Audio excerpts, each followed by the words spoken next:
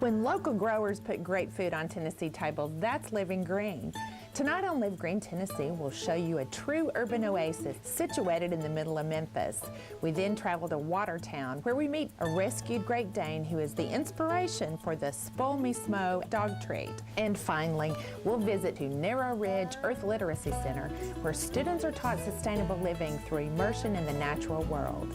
All this and more on Live Green Tennessee, coming up next. This program is brought to you in part by...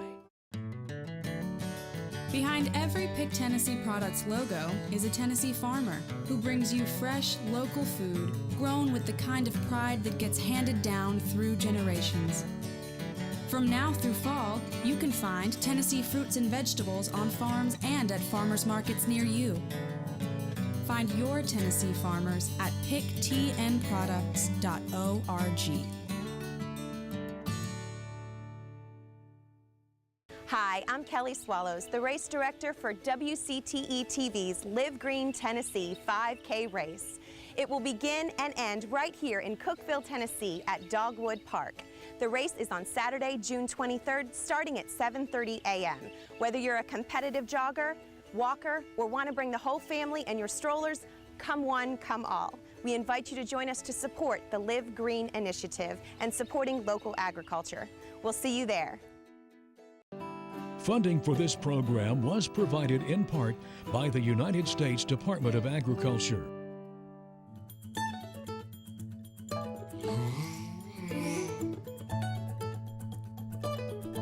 Connecting the grower to the buyer, the country to the city, and smart shopping with a healthy lifestyle.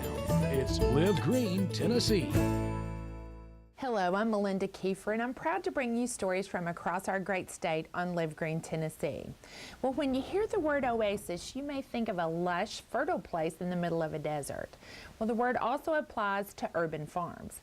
3 acres of undeveloped, overgrown land, which has been transformed into an oasis in the heart of Memphis. WKNO's Amy Porter brings us the story of a fully functional farm that now provides the residents of this Binghamton neighborhood access to healthy foods.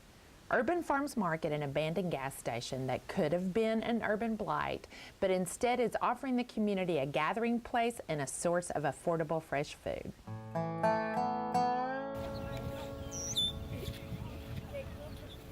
Urban Farms was started with a joint collaborative with Christ Community Health Clinic and Binghamton Development Corporation. So we are officially just a division of Binghamton Development Corporation, and then also with the funding of the Memphis Daily News. The mission is at least twofold, which is to provide produce for our market so that we bring food into what's recognized as a food desert, and then secondarily to provide an education site and even an inspiration site for people of neighborhood being Binghamton, but also the larger community of Memphis, and engaging other peoples of Memphis into the challenges of Binghamton. The fact that many people in poor neighborhoods, have difficulty with transportation, so we were wanting to establish, something that was within walking distance and would have, the fresh fruit and vegetables available, And what's neat about the market is where we're located is kind of a crossroads of Memphis. It's on a major highway where commuters, people coming back and forth from the city, have access to, as well as our neighbors. And so we're a really unique community center of sorts. People come and bring their books and sit on our picnic tables and drink some of our coffee or eat Italian ice and just get to know one another. So it's a really special place. I'm very thankful to be a part of it. I came in expecting just to sort of manage and run a market and just kind of keep things going. And then I've realized after being there several months that a big part of my job is education and just spending time talking with people, explaining things, what it means to be organic, what it means to be local, what things in season are. We want our food to be affordable. We're here for you. We're here for our neighbors. Because our farm's still so new, it's still, in a lot of ways, just getting started. There's no way that the market could be sustained by our farm. And when we surveyed the neighborhood and asked them what kind of things they wanted, like our highest answers were bananas and oranges. And those are things we're never going to be able to grow at the farm. So we knew from the beginning that we needed to supplement in other ways. So what we can't get from the farm, we try to buy from other local farmers that have been in the area farming for a while. And then like our oranges and avocados and bananas and things like that, we'll order through Easy Way, which is a local produce business here in Memphis. So we try to help other local businesses as well.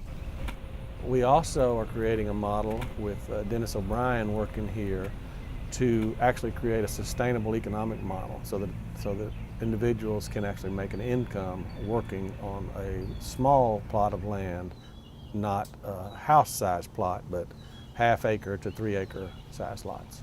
But if we can prove that model here, or as we prove that model here, there's plenty of sites like this available in the inner city. And there are plenty of other community development organizations that are interested in following this model. You know, we have 2 fields going right now. One is 70 by 100, one's about 80 by 100. All total, that production area is a little under, or right at about 1/3 of an acre. And I would like to push up the actual production space up to, you know, closer to 1/2 or 3/4 of an acre over time. You know, I think we're ready to expand, and also, you know, we have the margin areas for the forest, and we have the raised beds, and so we have opportunities to increase production, you know, using that forest edge area, you know, where we can plant a lot of herbs and we can incorporate more fruiting vines and that sort of thing. We have our apiaries back here as well, you know, so we will be trying to get into, you know, a higher level of honey production eventually. We're supporting 3 hives right now, but it kind of is contingent, you know. You can only put X number of hives in any given area, you know, based on the nectar flow and the pollen that's available for the bees. It's possible that we could support more hives here, you know, and have produce enough honey, you know, for the market. We're also doing composting with local products. We've got the Project Green Fork. Many restaurants bring their vegetable waste matter here and we mix it with our compost. We purchase cotton burr compost from local cotton gins. We also are doing the worm composting in the edge of the woods, and expect to be doing more gardening around the perimeter of that. I'm pretty interested in all things horticulture, you know, both decorative, you know, and functional, edible and not, and because they all contribute, you know, to the overall ecosystem of a site, you know, so we're going to bring in things like your butterfly bushes and irises and yarrow, for example, you know, that attracts beneficial insects, you know, so you have an overall healthy ecosystem, and you have a means of producing, you know, a better means of producing a healthy soil going forward. And we're changing our model somewhat away from just strictly vegetables to increase the production of herbs and to increase the production of flowers. So we'll be doing, you know, vegetable, herbal, floral. Then we would like to have, you know, the place pretty enough and attractive enough in general to make it a kind of a local event space. You know, I would like to see that. Our goal is to be a year-round operations, doing a 4-season harvesting, so we're harvesting 12 months out of the year. As we go forward, you know, to share, you know, what we learn in the process, you know, to incorporate that in all areas, you know, of the city. You know, I would like to see our efforts, you know, burst out of the gates, you know, and go up the street and see all the yards, you know, having, you know, something growing in them.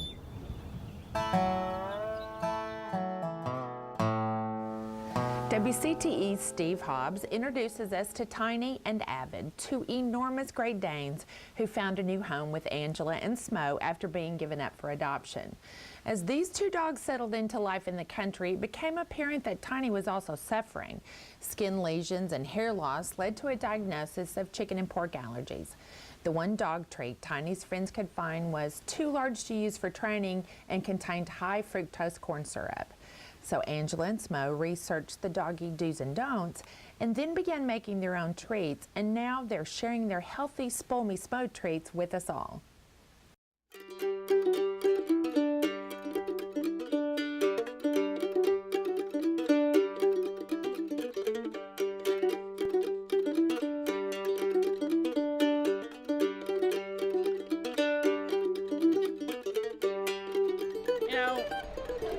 Dogs and cats and horses and goats and whatever animal you choose to have, you know how much joy that animal brings you every day, and they love you unconditionally. They don't care if you smell like sewer rat when you come home from work. They don't care if you have left them for 2 days with grandma because you just had to go over to this business meeting.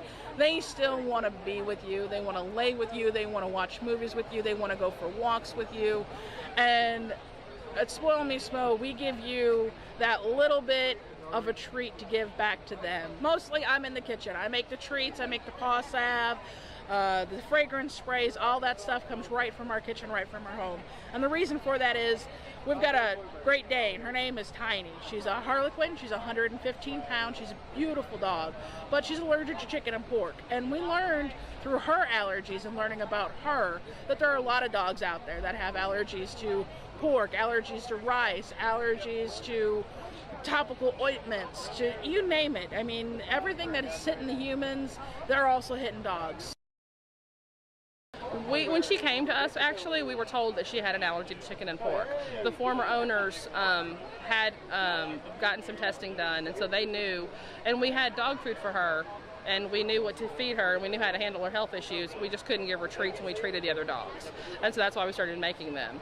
And then learning more about pet nutrition, we actually changed our dog food and changed the treats that we make for her because we were wanting to help with their joint support. We were wanting to help with, dogs with sensitive stomachs. And so basically, gave them to office workers, people at my office gave them to friends, and they kept coming back to us for more treats. And then one of my co-workers was going down to Chattanooga to get treats for her dogs, and she got to the point where they didn't want the specialty treats from Chattanooga, they wanted our treats.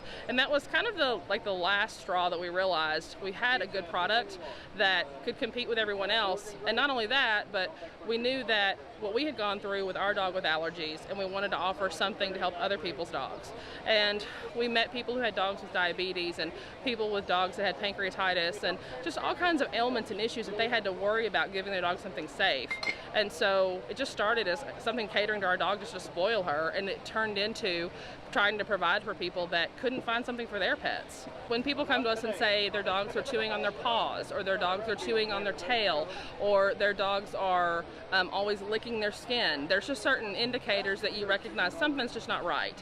Sometimes it's their food, sometimes it's an environmental allergen that you really can't change, that you may have to still do shots or medication for. But with food allergies, we usually tell folks to, the first thing is to try to eliminate certain things that are high allergens.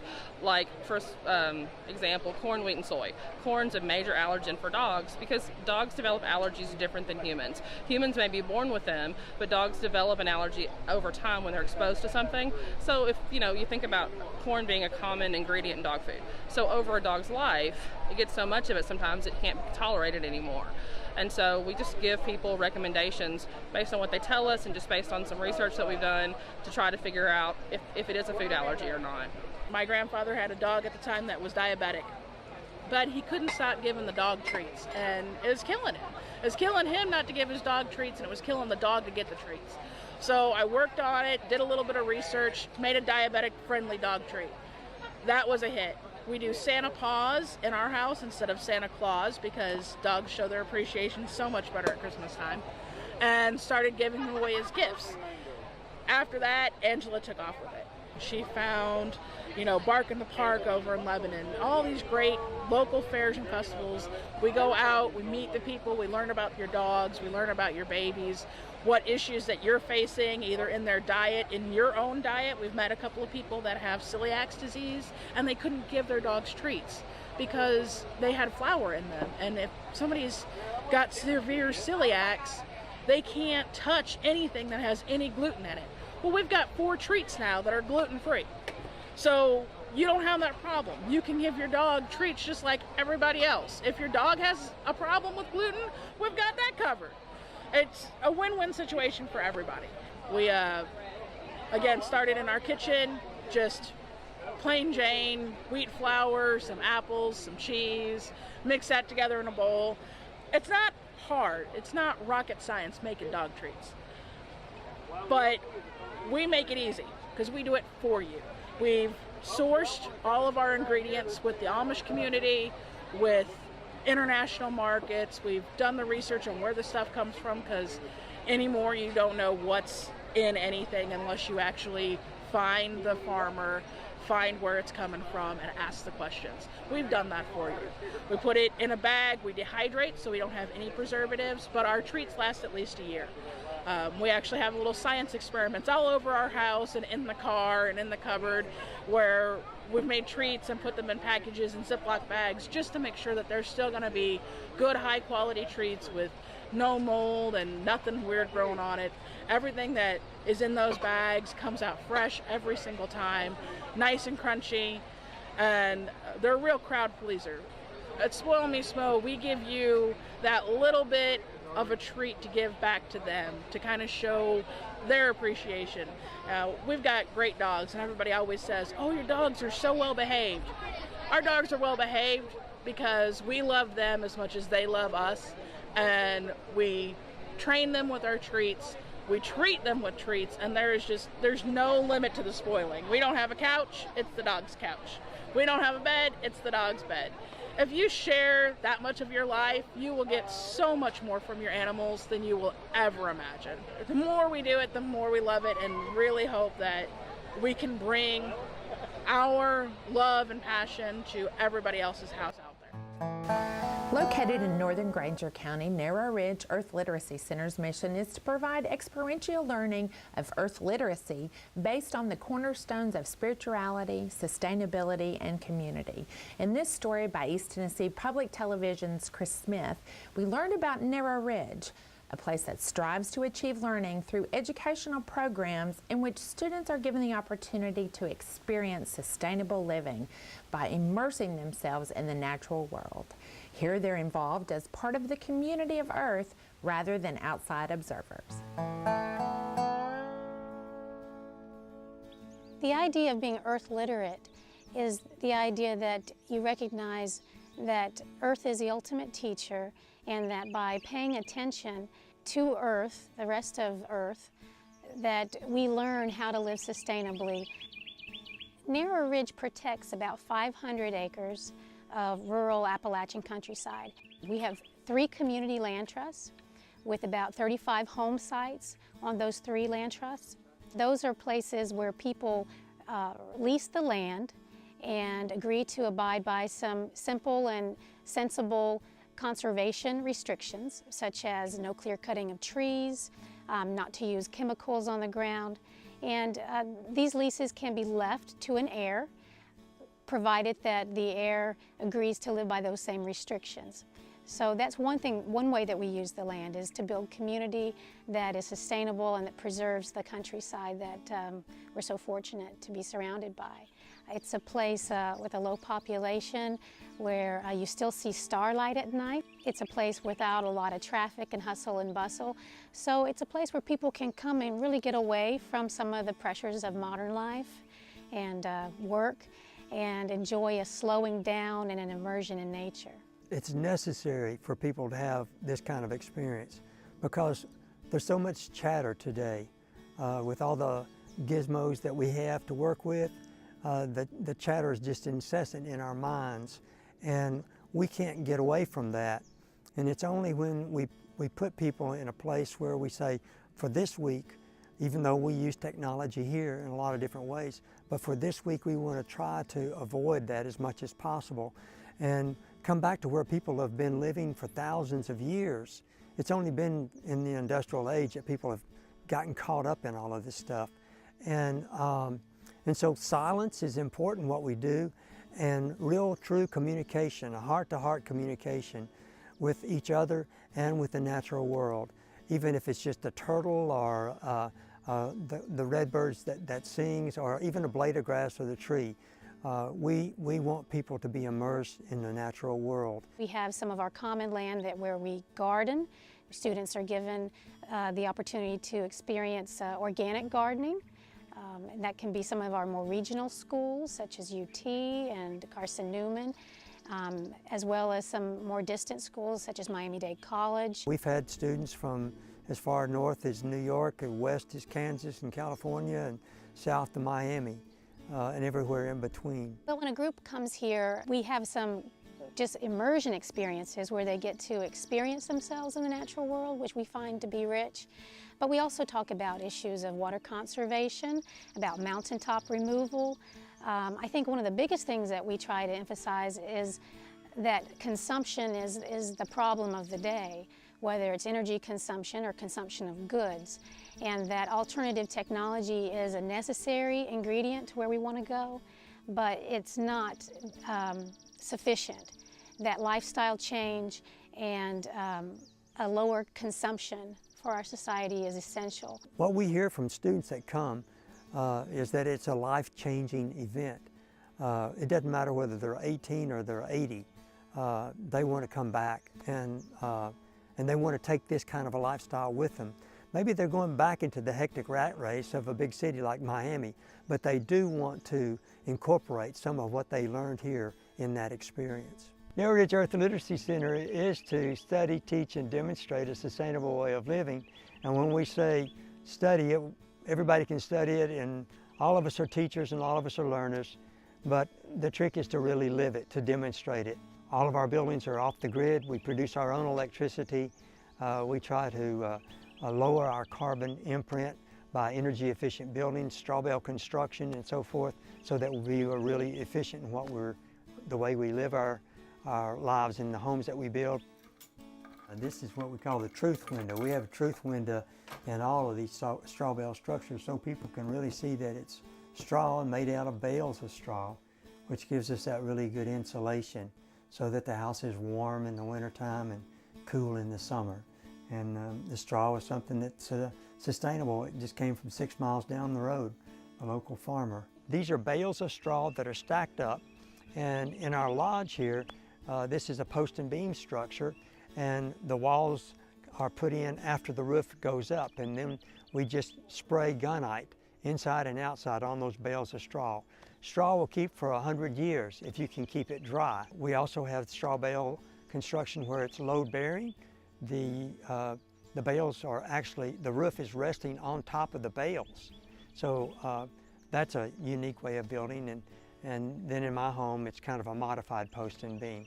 And anybody can come and rent one of these facilities. Families can rent for a weekend, or church groups or school groups, or in just simply individuals who want to come for a personal private retreat, a time to get away. The Narrow Ridge has a mission of offering experiential learning in earth literacy based on the cornerstones of community, sustainability, and spirituality.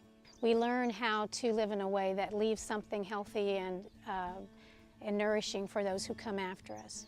It's the idea that humans don't have the ultimate wisdom, that with the rest of the community of earth, we are able to learn what we need to learn to live a healthy and harmonious existence. These are, really precious places that we all need to nourish our souls and our spirit. And while not everyone can or even desires to live in such a place, it's important that we have these places to return to. We get the name Narrow Ridge from a Jewish theologian, actually, Martin Buber, who said that we have to walk the narrow ridge of life, which is a sense of being in balance with one another and with the creation around us. It's a beautiful example. There's not a place called Narrow Ridge as far as Clinch Mountain and Hines Ridge. We say that Narrow Ridge is a place in the heart, and we're all striving to walk that narrow ridge in our relationships with one another, in our relationships with the rest of the planet. We hope you'll join us next time when we take a look at how the Putnam County Master Gardeners help teach new gardeners at their spring plant sale. We also travel to Knoxville to the Botanical and Educational Gardens. All this next time on Live Green Tennessee, where we'll bring you more news about the farmers and businesses who are making the move to eating fresh and living green possible for us all. you'd like more information about Live Green Tennessee, please visit our website at livegreentv.org, where you'll find everything from healthy recipes to past episodes and much more. This program is brought to you in part by... Behind every Pick Tennessee Products logo is a Tennessee farmer who brings you fresh, local food grown with the kind of pride that gets handed down through generations. From now through fall, you can find Tennessee fruits and vegetables on farms and at farmers markets near you. Find your Tennessee farmers at picktnproducts.org. Hi, I'm Kelly Swallows, the race director for WCTE TV's Live Green Tennessee 5K race. It will begin and end right here in Cookeville, Tennessee at Dogwood Park. The race is on Saturday, June 23rd, starting at 7:30 a.m. Whether you're a competitive jogger, walker, or want to bring the whole family and your strollers, come one, come all. We invite you to join us to support the Live Green initiative and supporting local agriculture. We'll see you there. Funding for this program was provided in part by the United States Department of Agriculture and by the generous support of the Corporation for Public Broadcasting.